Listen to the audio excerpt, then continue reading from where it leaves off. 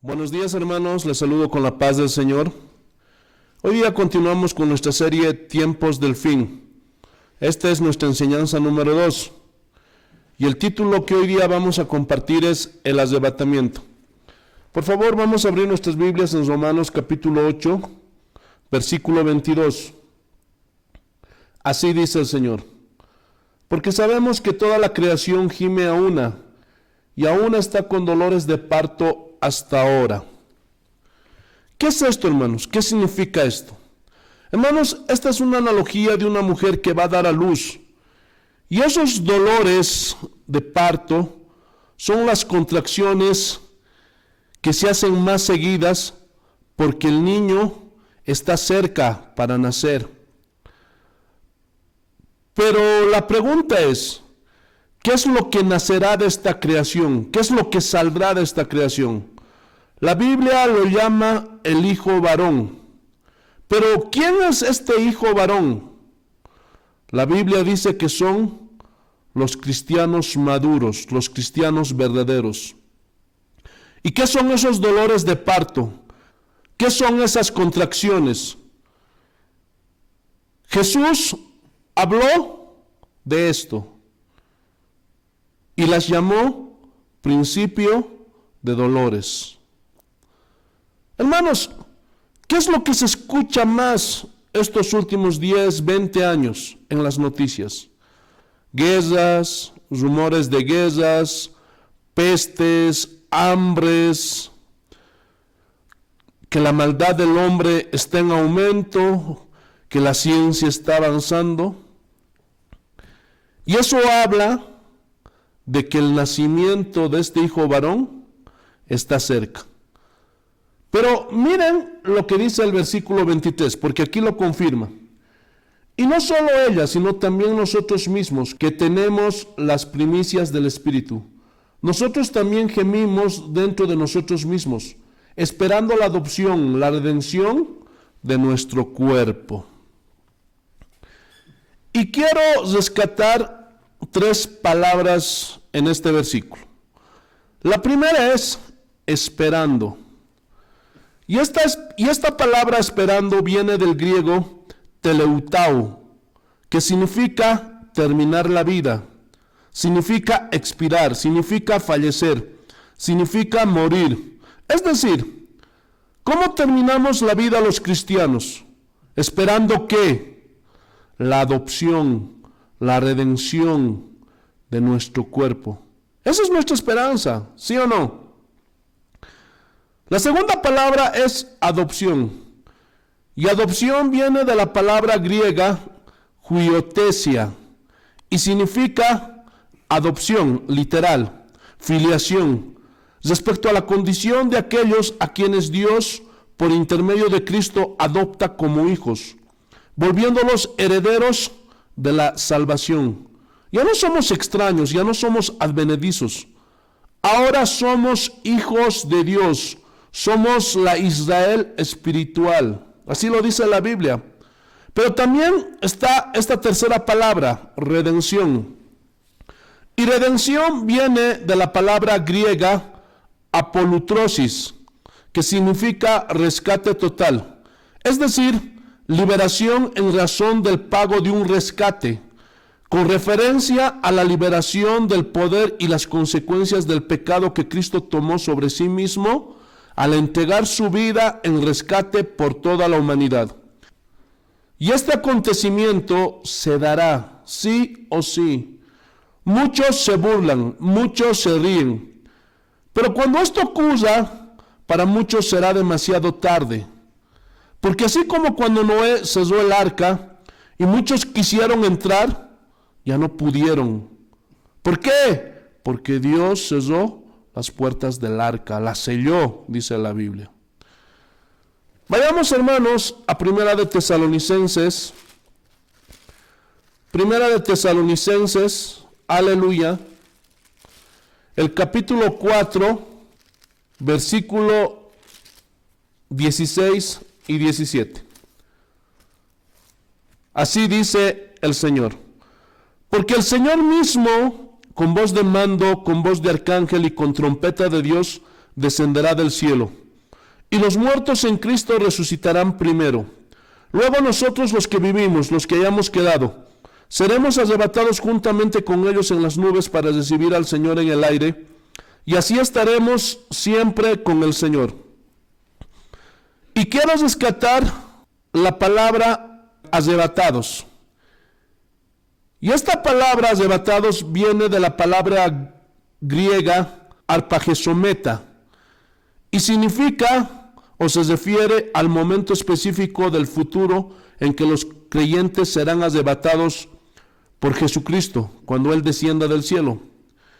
Pero en la frase seremos arrebatados, Pablo utiliza un derivado de la palabra griega harpagesometa, y es la palabra griega harpazo.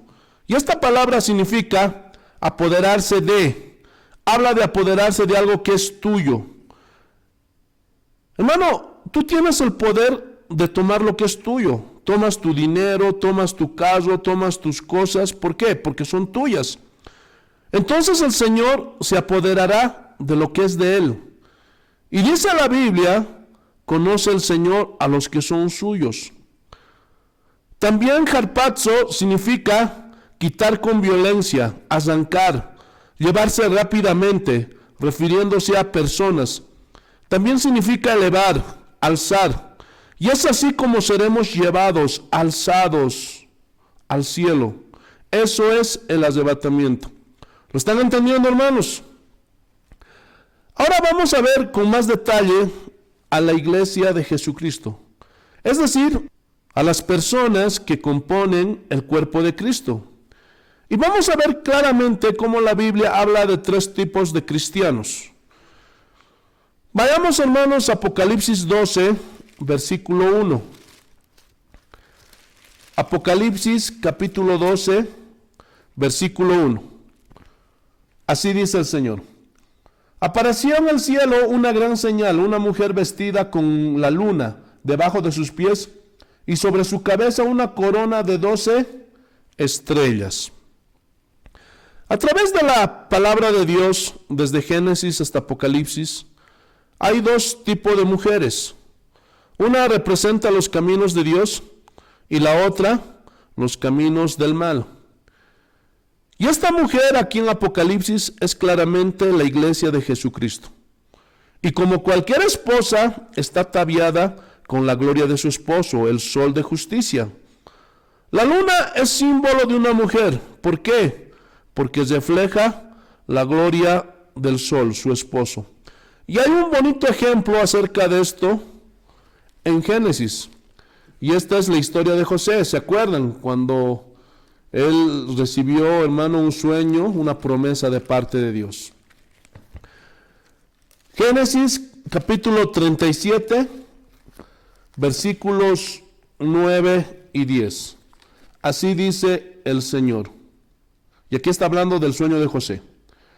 Soñó aún otro sueño y lo contó a sus hermanos diciendo: He aquí que he soñado otro sueño, y he aquí que el sol y la luna y 11 estrellas se inclinaban a mí.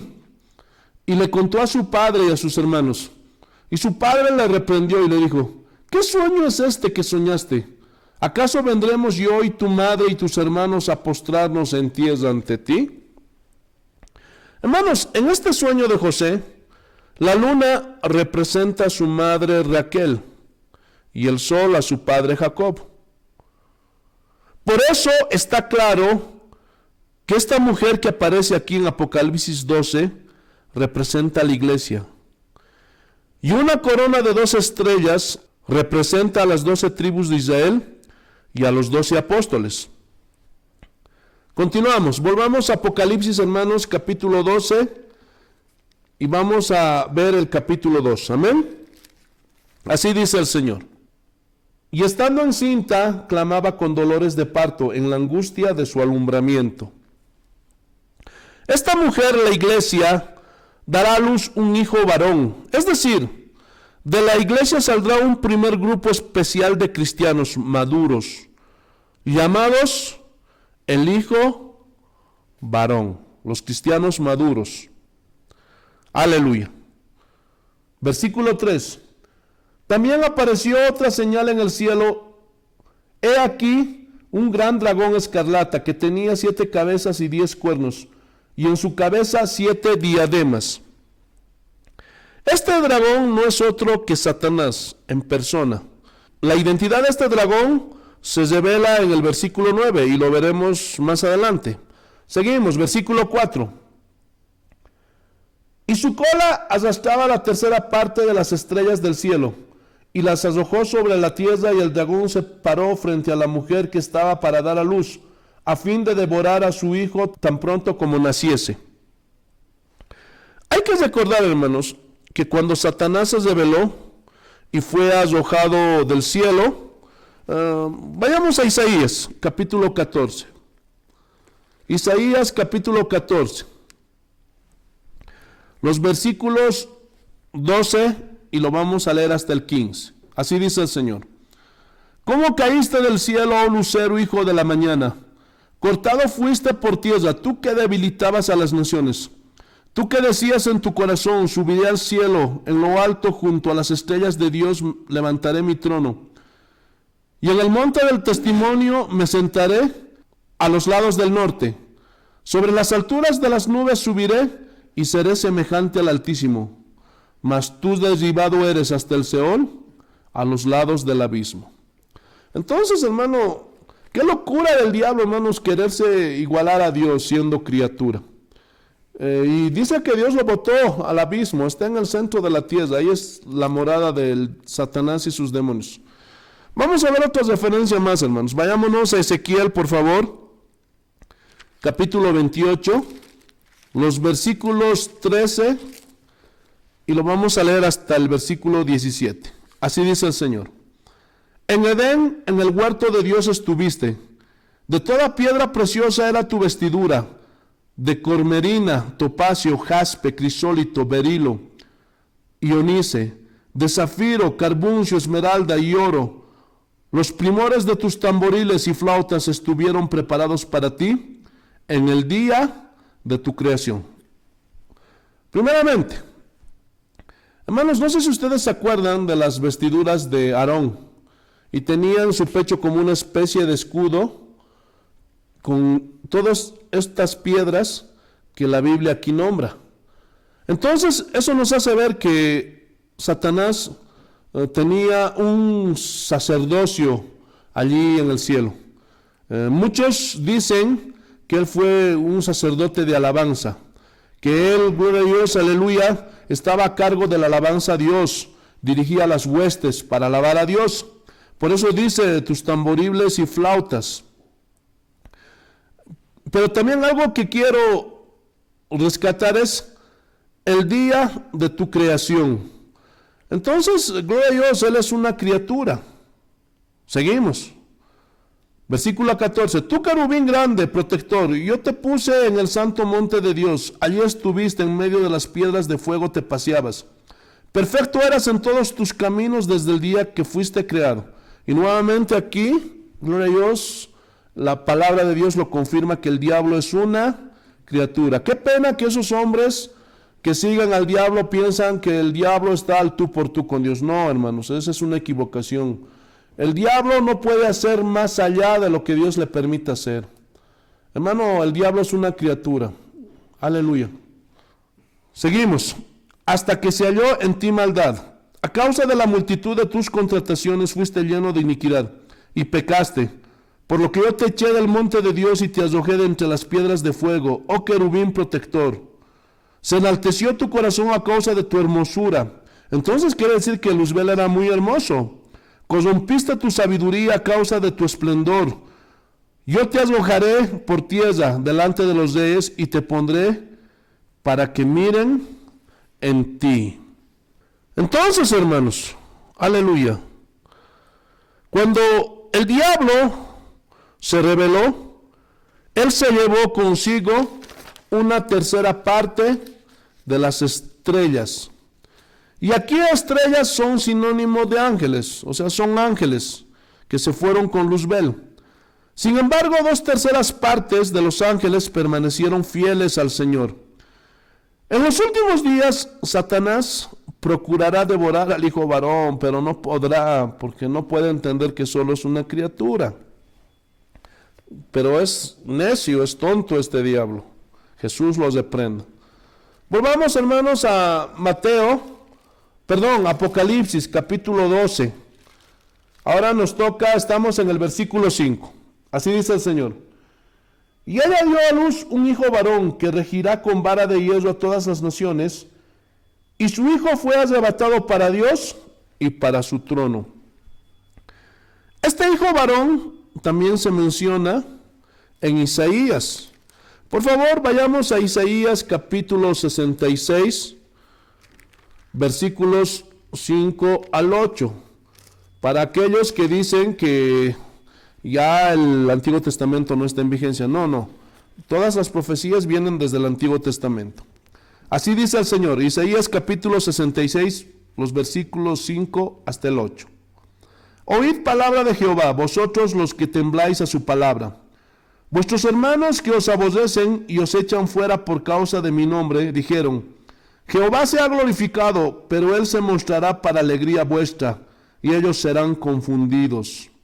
Voz de alboroto de la ciudad, voz del templo, voz de Jehová, que da el pago a sus enemigos, el juicio de Dios.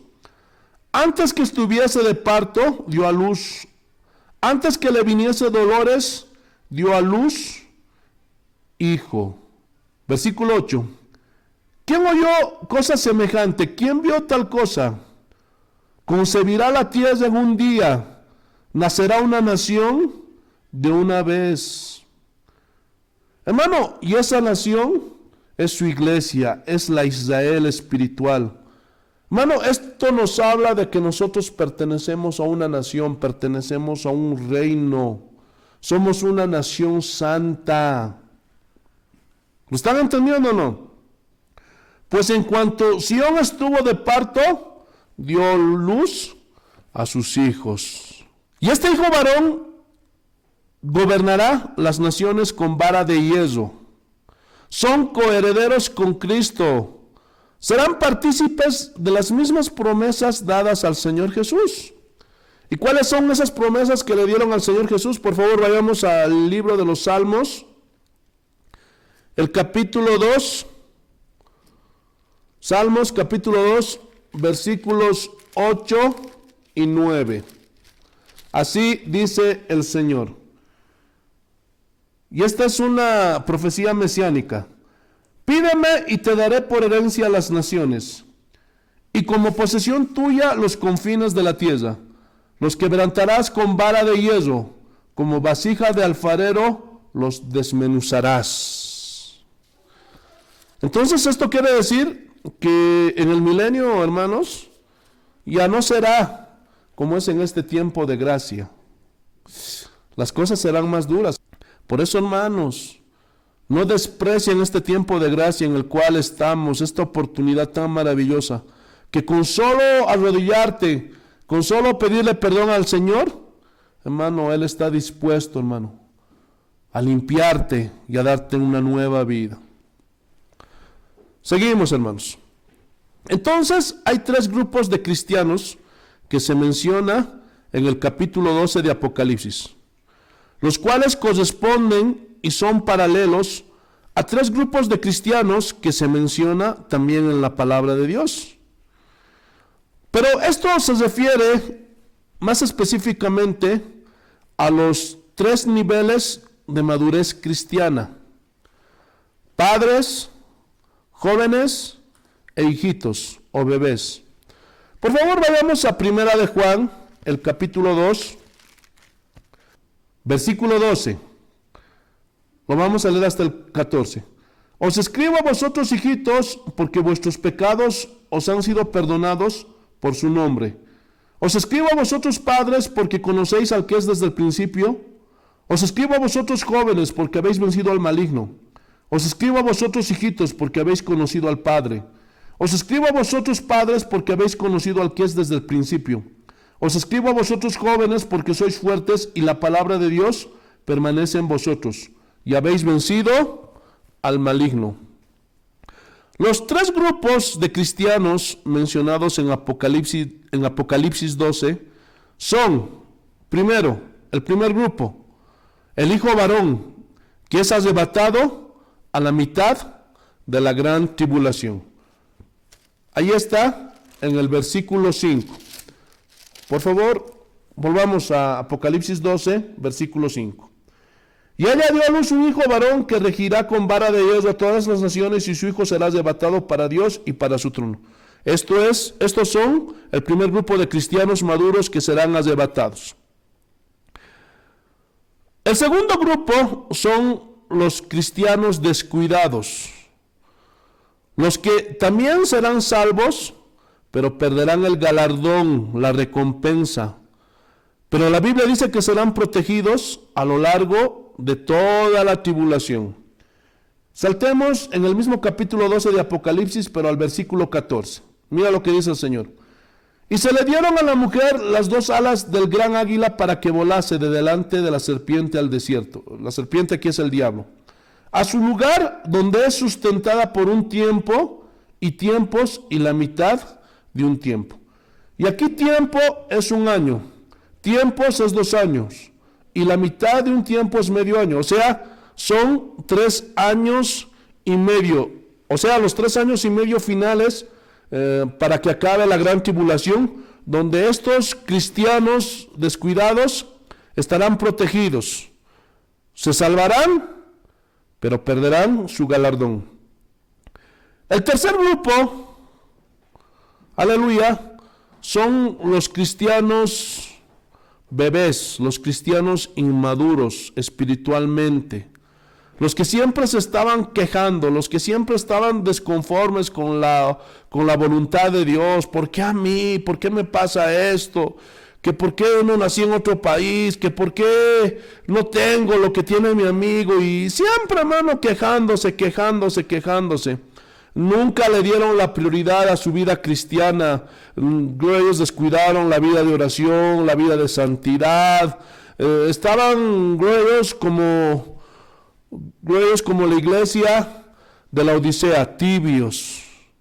Entonces ellos pasarán por el juicio.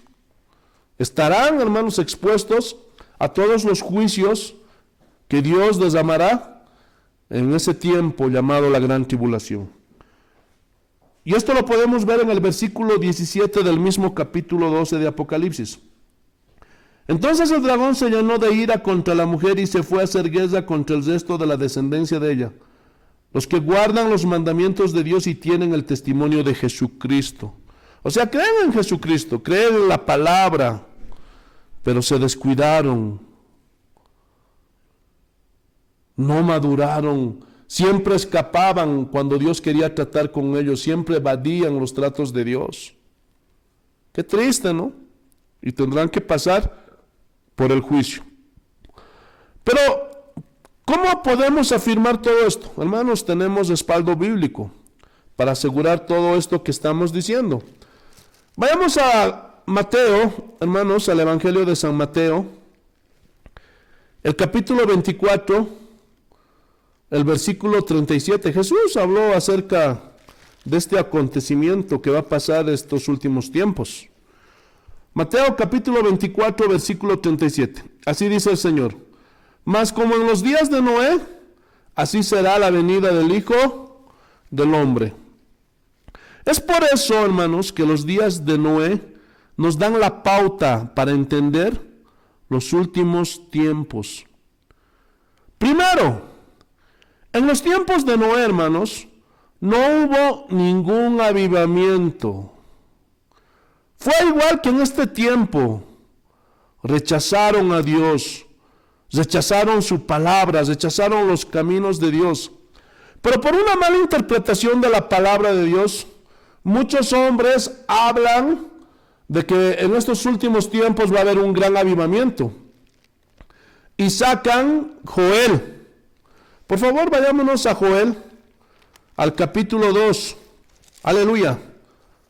Los versículos 28 al 32. Hermanos, y muchos sacan este texto para decir que en estos últimos tiempos aleluya, va a haber un avivamiento. Pero vamos a demostrar con la Biblia misma que este acontecimiento ya ocurrió y sigue ocurriendo. Lo vamos a ver. Pero veamos qué es lo que dice Joel, capítulo 2, versículo 28 al 32. Así dice el Señor. Y después de esto, derramaré mi espíritu sobre toda carne, y profetizarán vuestros hijos y vuestras hijas. Vuestros ancianos soñarán sueños, y vuestros jóvenes verán visiones. Y también sobre los siervos y sobre las siervas derramaré mi espíritu en aquellos días. Y daré prodigios en el cielo y en la tierra, sangre y fuego, y columnas de humo. El sol se convertirá en tinieblas y la luna en sangre, antes que venga el día grande y espantoso del Señor. Y todo aquel que invocara el nombre de Jehová será salvo, porque en el monte de Sión y en Jerusalén habrá salvación, como ha dicho Jehová, y entre el remanente al cual él habrá llamado. Ahora vámonos, hermanos, a Hechos, capítulo 2, el versículo 16. Y vamos a ver cómo esa profecía de Joel se cumplió ese día de Pentecostés. Hechos, capítulo 2, versículo 16. Mas esto es lo dicho por el profeta Joel. ¿Ven? Ahí está. Y va a decir lo mismo. Y en los postreros días, dice Dios, derramaré de mi espíritu sobre toda carne. Y vuestros hijos y vuestras hijas profetizarán. Vuestros jóvenes verán visiones. Y vuestros ancianos soñarán sueños. Y de cierto sobre mis siervos y sobre mis siervas en aquellos días derramaré de mi espíritu y profetizarán. ¿Qué pasó ese día de Pentecostés? El Espíritu Santo, esa promesa vino sobre toda la iglesia, sobre todos los cristianos, ¿sí o no? Y dice que comenzaron a hablar en lenguas, comenzaron a profetizar. Nada que ver, hermano, con esa falsa profecía, esa falsa esperanza que dan de que en estos últimos tiempos, aleluya, va a haber un avivamiento. No, esto se estaba refiriendo, hermano, al día de Pentecostés. Y todo esto se sigue dando, porque el Espíritu Santo, gloria a Dios, sigue manifestándose en sus hijos, a veces con profecía, a veces en lenguas. ¿Lo están entendiendo o no? Versículo 19. Y daré prodigios arriba en el cielo y señales abajo en la tierra, sangre y fuego y vapor de humo. El sol se convertirá en tinieblas y la luna en sangre, antes que venga el día del Señor, grande y manifiesto. Y todo aquel que invocar el nombre del Señor será salvo. Entonces no habrá ningún avivamiento. Aleluya. Por el contrario, así como en los tiempos de Noé, hermanos, se burlan cuando les hablas del arrebatamiento, se burlan cuando hablas de la segunda venida de Cristo. ¿Sí o no? Entonces está ocurriendo lo mismo. Pero, hermanos, habrá tres grupos de personas como en Apocalipsis 12. Pero podemos ver que en los tiempos de Noé hubo tres grupos de personas como en Apocalipsis 12. El primer grupo fue, o la primera persona, aquí no es un grupo, es solo una persona que fue arrebatada, imagínense, Enoc. Y él fue arrebatado antes del diluvio. Ahora sí, el segundo grupo pequeño fue Noé, su esposa, sus hijos Sem, Cam, Jafet y sus tres yernas. Y ellos fueron preservados durante el diluvio. Y por último, el grupo más amplio, los desobedientes, los cuales no fueron librados del diluvio. Y de eso habla Pedro. Vayamos por favor a Primera de Pedro. Te alabamos, Señor.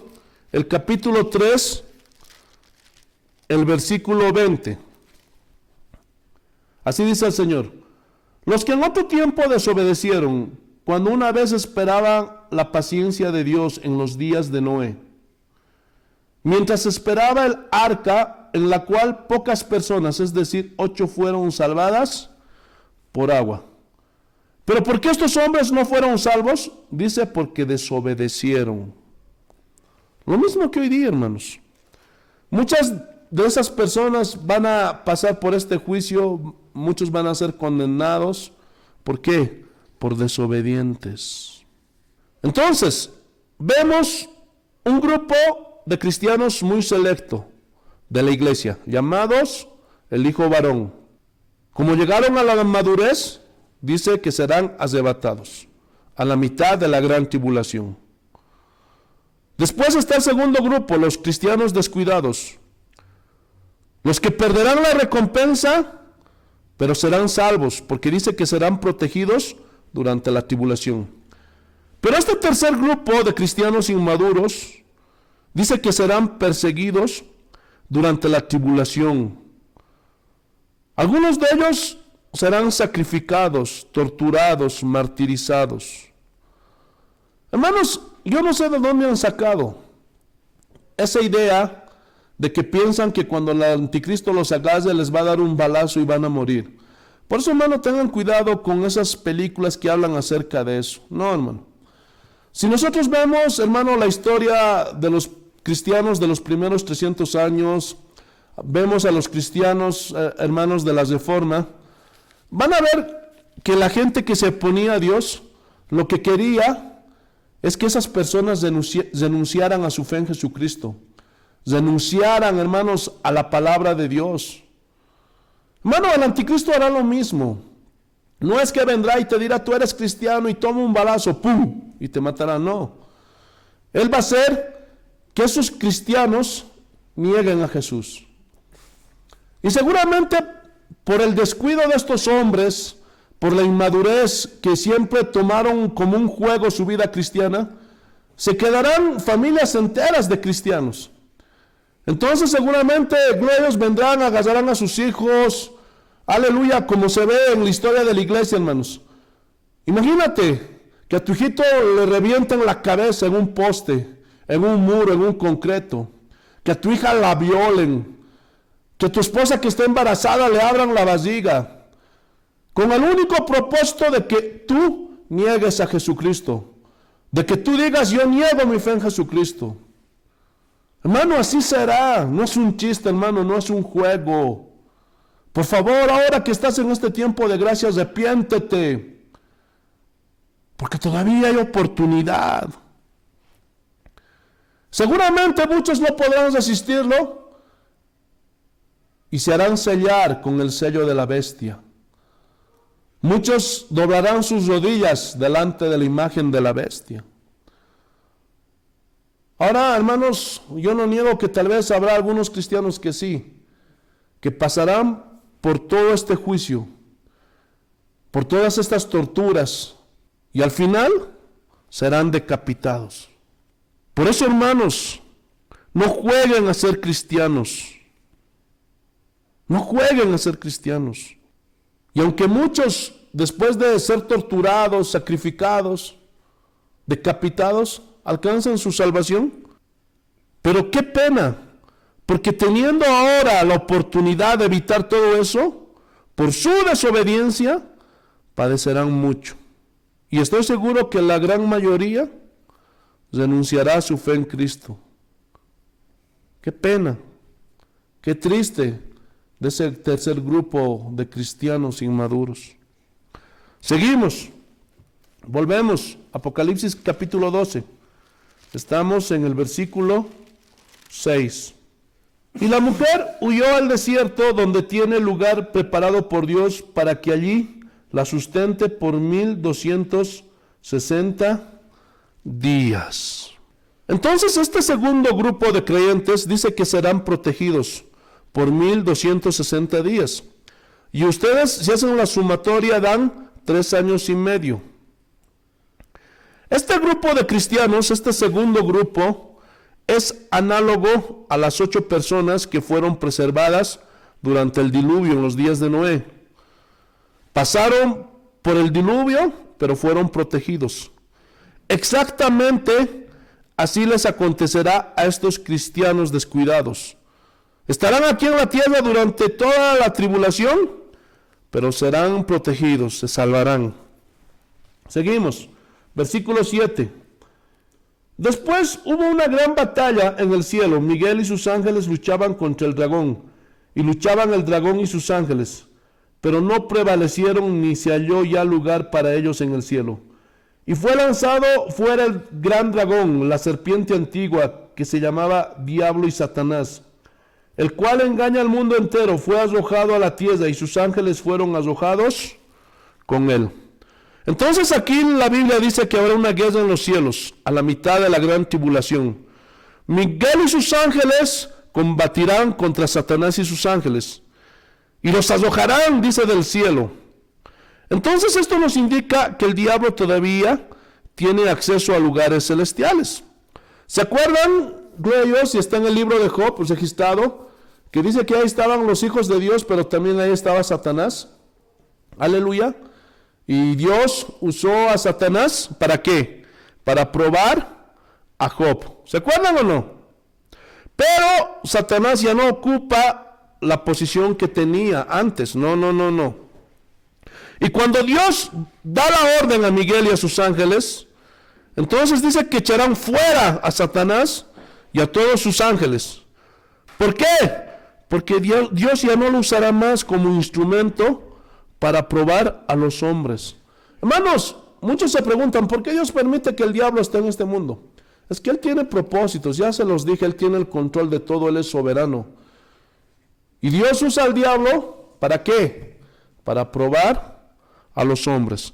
Pero cuando ya no les sirva más, ya le dirán que a Miguel y a sus ángeles, ya echen fuera al diablo y a sus demonios. ¿Lo están entendiendo o no? Y Daniel también habla acerca de eso. Vayamos por favor a Daniel, el capítulo 12. Daniel capítulo 12, el versículo 1. Así dice el Señor. En aquel tiempo se levantará Miguel, el gran príncipe que está de parte de los hijos de tu pueblo. Y será tiempo de angustia, cual nunca fue desde que hubo gente hasta entonces. La gran tribulación, a eso se refiere. Pero en aquel tiempo será libertado tu pueblo, todos los que se hallan inscritos en el libro.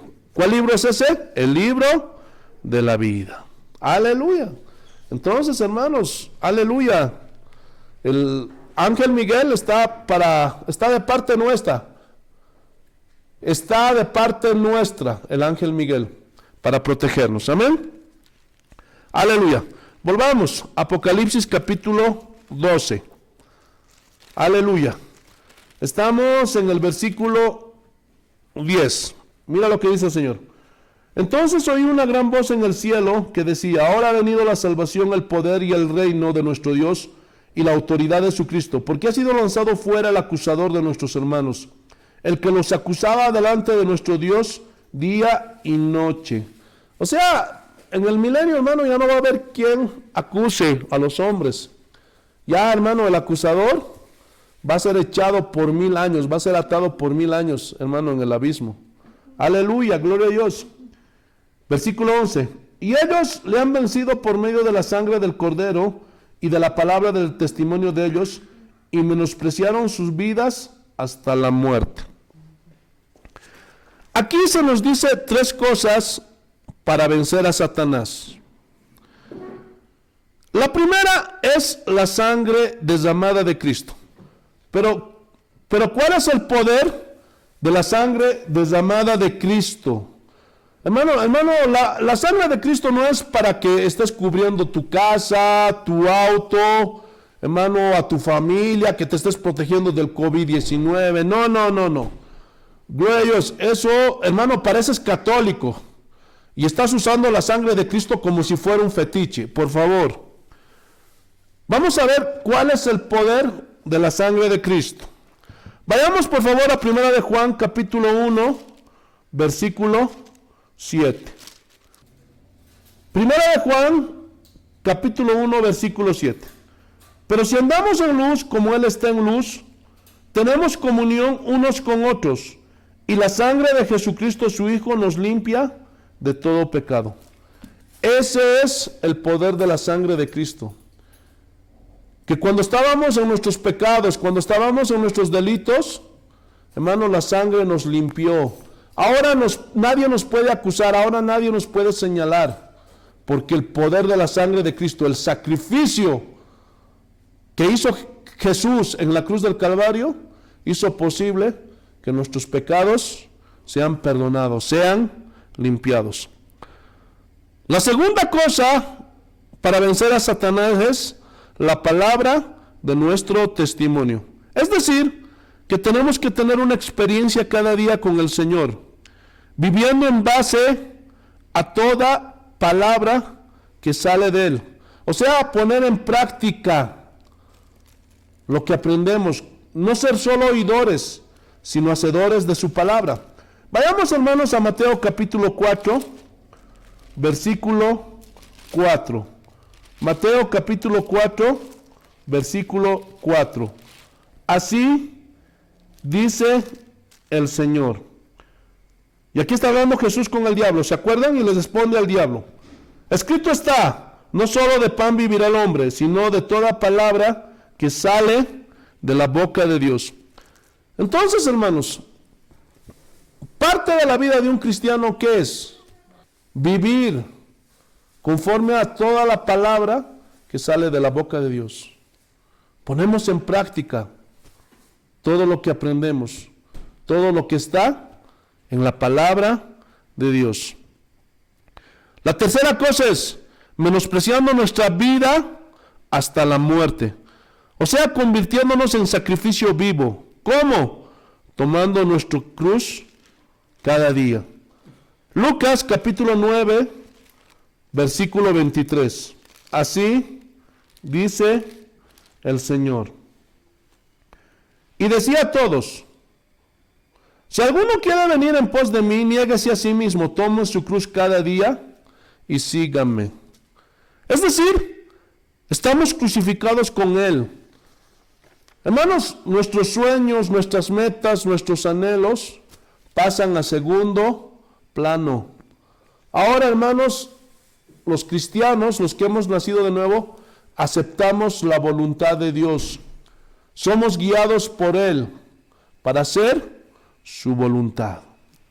Seguimos, hermanos. Volvamos a Apocalipsis capítulo 12 y estamos en el versículo 12. Aleluya. Por lo cual, alegraos cielos y los que moráis en ellos. Ay de los moradores de la tierra y del mar, porque el diablo ha descendido a vosotros con gran ira, sabiendo que tiene poco tiempo. Y cuando vio al dragón que había sido arrojado a la tierra, persiguió a la mujer que había dado a luz al hijo varón. Y se le dieron a la mujer las dos alas del gran águila para que volase de delante de la serpiente al desierto, a su lugar donde es sustentada por un tiempo y tiempo sin la mitad de un tiempo.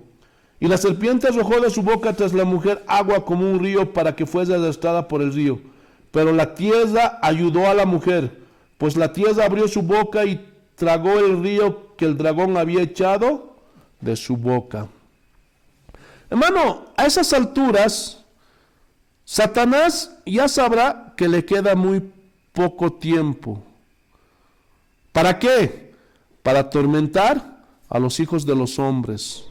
Su tiempo se está acabando del diablo. La Biblia dice que le quedan 1260 días, o sea, los últimos 3 años y medio.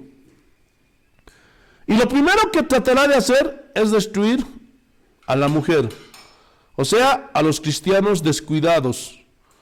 Sin embargo, la Biblia dice que ellos recibirán protección y Dios les proveerá de un refugio en el desierto. Y entonces, como el diablo no podrá hacer nada en contra de ellos, dice que perseguirá al resto de la descendencia. O sea, al tercer grupo de cristianos, a los inmaduros. Hermanos, como lo hemos visto, la interpretación correcta de la mujer es clave para entender Apocalipsis. Está muy claro que ella está relacionada con Israel, pero también con los gentiles. Pues la Biblia llama a la iglesia de Jesucristo la Israel de Dios. Vayamos por favor a Gálatas capítulo 6, versículo 16. Gálatas capítulo 6, versículo 16. Así dice el Señor: y a todos los que anden conforme a esta regla, paz y misericordia sea a ellos y al Israel de Dios. Por eso, hermanos, es que la verdadera iglesia de Cristo está constituido por los verdaderos creyentes, judíos y gentiles, que guardan su palabra. Ese es el requisito, guardar su palabra. Y Juan habla de eso. Vayamos a Apocalipsis capítulo 2, los versículos 26 y 27. Mira lo que dice el Señor. Al que venciere y guardare mis obras hasta el fin, yo le daré autoridad sobre las naciones, y las regirá con vara de hierro, y serán quebrantados como vaso de alfarero, como yo también la he recibido de mi Padre. Entonces, esta salvación es para judíos y para gentiles. Luego Satanás es echado fuera del cielo a la mitad de la tribulación. En ese momento el hijo varón será arrebatado.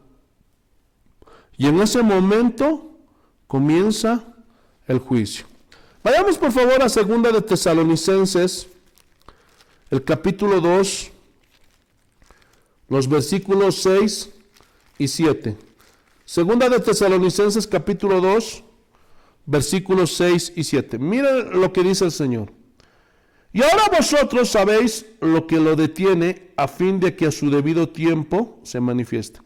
Dice que nosotros sabemos lo que le detiene para que a su tiempo sea manifestado. Versículo 7.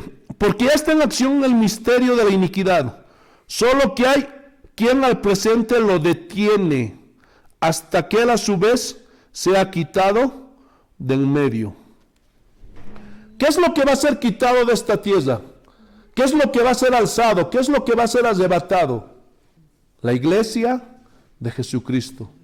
Los cristianos verdaderos. Entonces, cuando los cristianos sean arrebatados, comenzará el juicio. Será como cuando Dios destruyó Sodoma y Gomorra. ¿Se acuerdan o no? Y dice que descendieron los ángeles. Y dice que Abraham intercedió. Señor, no destruya Sodoma y Gomorra. No, están perdidos, son pecadores. Y dice que ahí Abraham comienza a interceder. Señor, pero si fueran 50 justos. Señor, pero si fueran 30 justos. Señor, si fueran 20 justos. Señor, si fueran 10 justos. Pero no había ni siquiera 10 justos. Y dice que cuando Lot y su familia salieron de Sodoma y Gomorra, la ira de Dios cayó sobre Sodoma y sobre Gomorra. Y así será, se repetirá la historia nuevamente. Cuando el hijo varón, la iglesia de Jesucristo, sea arrebatado, la ira de Dios vendrá sobre esta tierra. Entiéndalo, hermano. Es por causa de sus hijos que el Señor no destruye a estos hombres malvados por amor a nosotros. Hermanos, muchos se preguntan, ¿por qué tanta maldad? Hace una semana atrás, hermanos, se escuchó de esa violación y asesinato de esa niña Esther. Qué triste, hermanos. Y muchos se preguntan, ¿por qué no Dios no destruye a esos malvados? A esos hombres perversos, pervertidos, depravados. ¿Sabes qué, hermano? Dios está teniendo misericordia aún de esos hombres malvados por causa de su iglesia, por causa de sus hijos, por causa de nosotros. Pero cuando nosotros nos vayamos, el juicio de Dios se viene sobre toda la humanidad. Otro detalle interesante que quiero resaltar es que también ocurrirá, o ya está ocurriendo, el tercer gran genocidio en la humanidad. Y eso está registrado en las Escrituras. El primer gran genocidio en la humanidad tuvo lugar en torno al nacimiento de Moisés. ¿Se acuerdan? Dice que el pueblo de Israel subió a Egipto porque se los llevó José. Pero dice que cuando José murió, se levantó otro faraón que no conoció a José. Y dice que vio que los hebreos se estaban multiplicando y estaban creciendo más. Entonces dice que el faraón dijo, no, hay que matar a todos los hijos hombres menores de 2 años. Y si nace un niño varón, lo matan. Y ese fue el primer gran genocidio en la humanidad. Todo hijo varón que nacía era asesinado. El segundo gran genocidio tuvo lugar en torno al nacimiento de nuestro Señor Jesucristo. ¿Se acuerdan? Y dice que apareció una estrella en el cielo. Y dice que los magos vieron la estrella. El ángel se manifestó, vio a Dios, las huestes celestiales, y dice que les avisaron que iba a nacer un rey. Y dice que cuando estos magos iban para ver dónde nació el rey, Jesucristo, dice que pasaron por donde estaba Herodes. Y Herodes dice que les dijo a estos magos: me van a avisar dónde nació ese rey para que yo también vaya. Pero tenía una doble intención, porque querían matar a ese rey que estaba naciendo. Pero los magos, advertidos por el ángel, dice que decidieron irse por otro lugar para ya no encontrarse más con Herodes. Y dice que Herodes, al verse burlado, ordenó la matanza, el genocidio de todos los niños menores de 2 años. Y este tercer genocidio tiene lugar, hermano, durante la gran tribulación. Porque dice que al salir a la luz o nacer el hijo varón, Satanás procurará matar a este grupo de cristianos. Existe el deseo perverso del diablo de matar al bebé que sale de la matriz. Pero hoy día, hermanos, vemos ese genocidio de bebés, ese tercer genocidio en la humanidad. De esos niños no nacidos aún, pero por las leyes que rigen en diferentes países que toleran el aborto, y esto no es otra cosa que Satanás haciendo otra vez su obra. ¿Por qué? Porque entre esos niños muertos en todo el mundo, ¿alguna vez te has preguntado cuántos verdaderos cristianos hay? ¿Cuántos futuros pastores, evangelistas, misioneros iban a levantar? Pero todos ellos están siendo asesinados por esas leyes que nacieron en el mismo infierno, donde aprueban que el aborto sea legal en esos países. Qué triste, ¿no? Eso está ocurriendo. Y esa es otra señal clara de esas contracciones, de esos principios de dolores que ya se está dando. Y eso habla de que el nacimiento de este hijo varón está cerca. Por último, volvamos a Apocalipsis, capítulo 12, versículo 17. Entonces el dragón se llenó de ira contra la mujer y se fue a hacer guerra contra el resto de la descendencia de ella, los que guardan los mandamientos de Dios y tienen el testimonio de Jesucristo. Hermanos, este tercer grupo de creyentes, el resto de la descendencia de ella, los cristianos inmaduros, aquellos que jugaron a ser cristianos, que estaban con un pie en el mundo pero un pie en la iglesia, dice que serán perseguidos por Satanás. Lo triste de ese día será que la gran mayoría negarán a Jesucristo. Sí, porque siempre, hermanos, estuvieron detrás de la comodidad, de tener una vida estable, una vida próspera, de tener buen dinero, de tener buenos trabajos, de tener buenas cuentas bancarias. Y esos son los primeros, hermanos, que van a negar a Jesucristo y se van a hacer sellar con el sello de la bestia y se van a postrar delante de la imagen de la bestia. Sé que también habrá algunos cristianos que morirán mártires y serán salvos, pero perderán sus recompensas, hermanos. Aleluya. Tendrán que madurar a la fuerza. Pero hermanos, ¿por qué pasar por todo eso? Quiero decirles que todavía hay tiempo. Y esa es la buena noticia. Por eso, hermanos, esfuércense. Clamen a Dios, pidan su ayuda. Pidan la misericordia de Dios, pídanle su gracia. Para poder en este tiempo de gracia que todavía nos queda, poder madurar. Poder ser parte de ese primer grupo de cristianos que van a ser arrebatados o por lo menos estar en el segundo grupo para ser guardados. Porque si estás en el tercer grupo, hermano, hay una posibilidad, y la posibilidad es grande, de que te hagas sellar con el sello de la bestia. Porque las torturas, el sufrimiento que el diablo hará a esos cristianos será terrible, será horroroso. Dice la Biblia que será un tiempo como nunca antes hubo, ni tampoco volverá a haber. Por eso, hermano, esfuérzate. No juegues a ser cristiano. Y da lo mejor de ti para poder ser parte del primer grupo de cristianos. Somos Casa de Oración en Oruro, Bolivia. Síguenos en Facebook como Casa de Oración y suscríbete al canal y dale like y nos ayudarás muchísimo para seguir adelante con la obra de Dios. Estamos ubicados en la zona norte de Oruro. A continuación te dejo la dirección y que Dios te bendiga.